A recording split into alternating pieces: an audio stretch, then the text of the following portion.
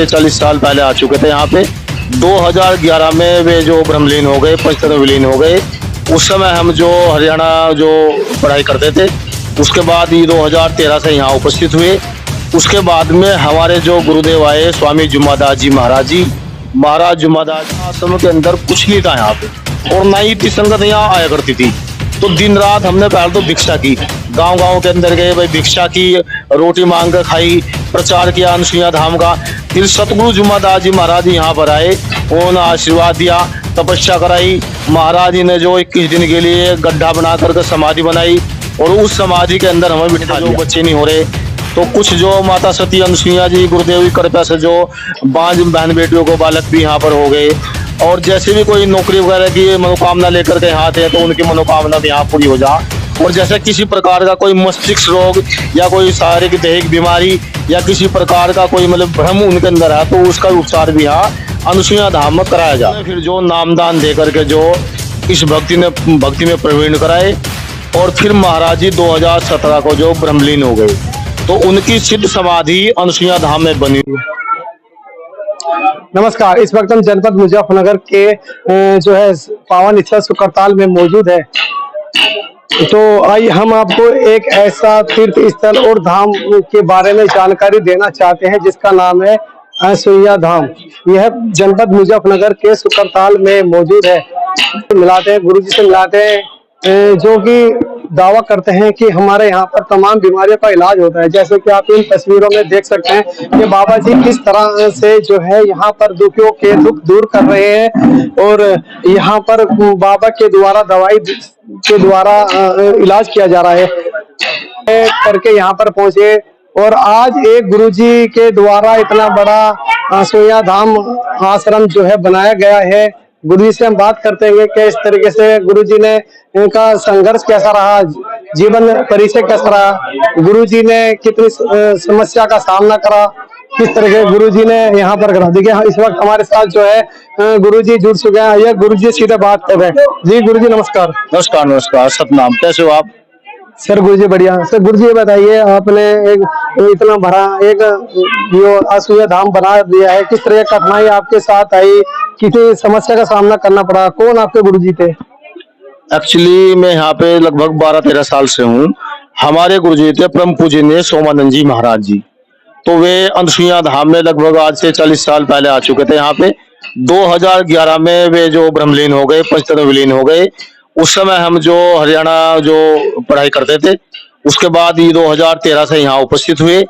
उसके बाद में हमारे जो गुरुदेव आए स्वामी जुम्मादास जी महाराज जी, महाराज जुम्मादास जी सिद्धियों के धनी थे, वे अघोरी संत थे। तो उन्होंने फिर जो नामदान दे करके जो इस भक्ति में प्रवीण कराए, और फिर महाराज जी 2017 को जो ब्रह्मलीन हो गए, तो उनकी सिद्ध समाधि अनुसुईया धाम में बनी हुई है।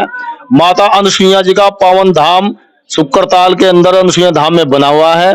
तो उनकी कृपा से यहाँ पे जो भी दुखी लोग आते हैं, चाहे वे बीमारी से ग्रस्त हो या किसी प्रकार की भी कोई उनकी समस्या हो, तो सिद्ध समाधि महाराज जुम्मादास जी की कृपा से, सती अनुसुईया जी की पावन कृपा से, महाराज सतगुरु जी के आशीर्वाद से जो सभी लोगों का यहाँ भला हो रहा है।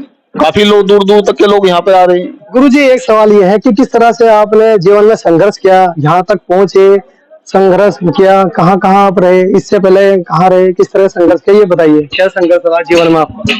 देखिए संघर्ष तो ये, तब हम यहाँ आए सुकरताल अनुसुईया धाम में, उस समय आश्रम के अंदर कुछ नहीं था यहाँ पे, और ना ही इतनी संगत यहाँ आया करती थी।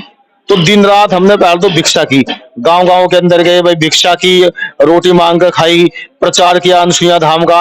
फिर सतगुरु जुम्मादास जी महाराज जी यहाँ पर आए, उन्होंने आशीर्वाद दिया, तपस्या कराई। महाराज जी ने जो 21 दिन के लिए गड्ढा बना करके समाधि बनाई, और उस समाधि के अंदर हमें बिठा दिया।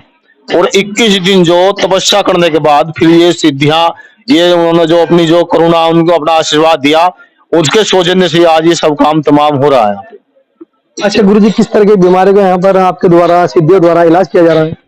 बीमारियां तो जैसे कि सपोज करो किसी बहन के जो बच्चे नहीं हो रहे, तो कुछ जो माता सती अनुसुईया जी गुरुदेव की कृपा से जो 5 बहन बेटियों को बालक भी यहाँ पर हो गए। और जैसे भी कोई नौकरी वगैरह की मनोकामना लेकर के यहाँ आते हैं, तो उनकी मनोकामना भी यहाँ पूरी हो जा। और जैसे किसी प्रकार का कोई मस्तिष्क रोग या कोई शारीरिक दैहिक बीमारी या किसी प्रकार का कोई मतलब भ्रम उनके अंदर है तो उसका उपचार भी यहाँ अनसुईया धाम में कराया जा। अच्छा गुरुजी, हर साल की तरह इस साल शुक्रताल में पावन मेला लगने जा रहा है गंगा स्नान का बारे में प्रशासन का किस तरह का रवैया यहाँ पर है, किस तरह की यहाँ पे व्यवस्था देखी जा रही है और क्या यहाँ पर कुछ अलग होना चाहिए जो मतलब आने वाले श्रद्धालु है गंगा स्नान में कि उन्हें अच्छे लाभ मिल सके।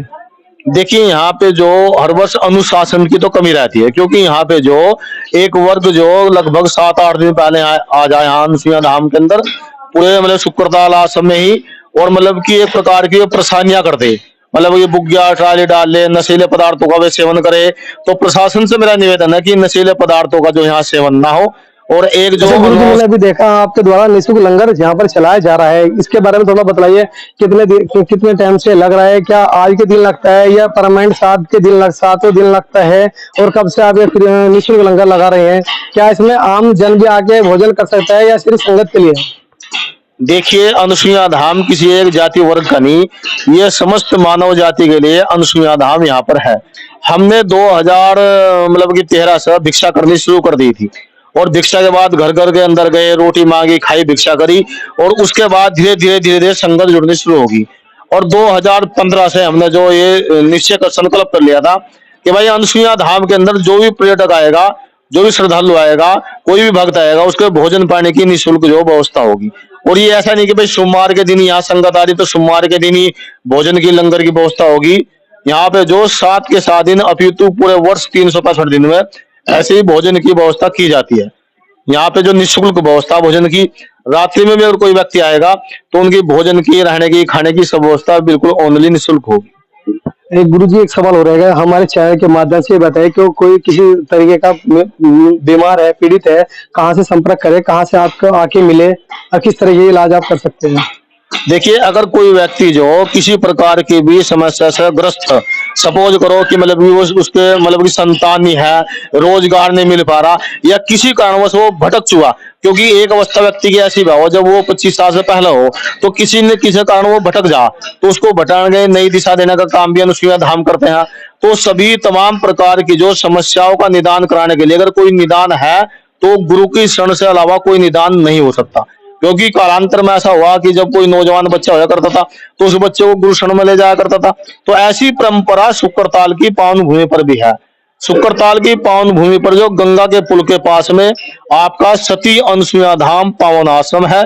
अगर कोई भी आपको समस्या किसी प्रकार की है तो अनसुईया धाम आओ, उनको जो पूर्ण रूप से ठीक करने की जो पूरा प्रयास किया जाएगा महाराज सतगुरु जी के आशीर्वाद से।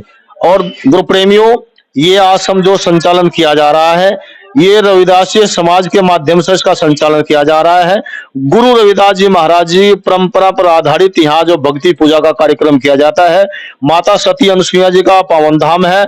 और जो ये कृपया बरस रही है ये महाराज सतगुरु जुम्मादास जी महाराज जी की पावन देन है। उनके आशीर्वाद से ही दुखी लोग यहाँ पर आ रहे हैं और इनके दुख काटने का जो पूरा प्रयास अनसुईया धाम में किया जा रहा है, आप लोगों के आशीर्वाद, प्रेम एवं सानिध्य के द्वारा। देखिए बिल्कुल इस वक्त हमारे साथ जो है अनसुईया धाम जी के गुरु जी इस वक्त हमारे साथ मौजूद थे, जिन्होंने हमें अब तक के तमाम बातें बताई कि किस तरह से इन्होंने कष्टाई का सामना कर यहाँ तक पहुंचे। और आज गुरु जी के पास जो है तमाम, जैसे हमने गुरु जी से बात की, उन्हें बीमारियों का जो है गुरु जी द्वारा उपचार किया जा रहा है। अगर मैं बात करूं तो आप इन तस्वीरों में देख सकते हैं कि किस तरह से जो है संगत और श्रद्धालु को जो है लगातार एक एक करके गुरुजी को अपने कष्ट, अपने पीड़ा बता रहे हैं और जिनका गुरुजी जो है इलाज कर रहे हैं, आप इन तस्वीरों में देख सकते हैं। और अगर मैं बात करूं तो गुरुजी के द्वारा एक नवीकरण का कार्य भी इधर किया जा रहा है। आप इन तस्वीरों में देख सकते होंगे किस तरह से गुरुजी के द्वारा एक नवीकरण का कार्य किया जा रहा है और आश्रम को और सुंदर बनाया जा रहा है। तो तमाम खबरें देखने के लिए हमारे साथ बने। ब्यूरो रिपोर्ट सचिन सैन के साथ, मुजफ्फरनगर, उत्तर प्रदेश। धन्यवाद।